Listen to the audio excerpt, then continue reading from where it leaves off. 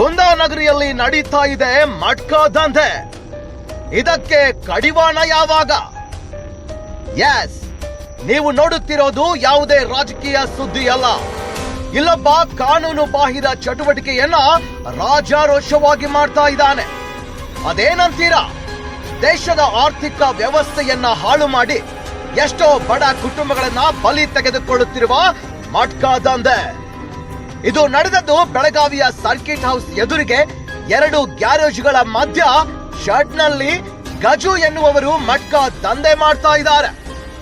ಬಲ್ಲ ಮೂಲಗಳಿಂದ ತಿಳಿದು ಬಂದಿರೋದೇನೆಂದ್ರೆ, ಈ ಮಟ್ಕಾ ದಂಧೆಯನ್ನ ಸುಮಾರು ವರ್ಷಗಳಿಂದ ರಾಜಾರೋಷವಾಗಿ ಮಾಡ್ತಾ ಇದ್ದಾರೆ. ಯಾರ ಕೈಯಿಂದಲೂ ಇದನ್ನ ತಡೆಯಲು ಆಗ್ತಾ ಇಲ್ಲ. ಯಾಕೆ? ಈ ವಿಚಾರ ಹಲವು ಸಂಶಯಗಳಿಗೆ ಕಾರಣವಾಗಿದೆ. ಜೊತೆಗೆ ಸಂಬಂಧಪಟ್ಟ ಯಾವ ಅಧಿಕಾರಿಯೂ ಕೂಡ ಈ ವಿಚಾರವಾಗಿ ಕ್ರಮ ಕೈಗೊಳ್ಳುತ್ತಿಲ್ಲ. ಕಾರಣವೇನು? ಕಾರಣ ಏನೆಂದು ತಿಳಿಯದಾಗಿದೆ. ಸಾವಿರಾರು ಮನೆಗಳನ್ನ, ಸಂಸಾರಗಳನ್ನ ಬೀದಿಗೆ ತರುವ ಈ ದಂಧೆಕೋರರನ್ನ ಕೇಳುವವರು ಯಾರೂ ಇಲ್ವೇ?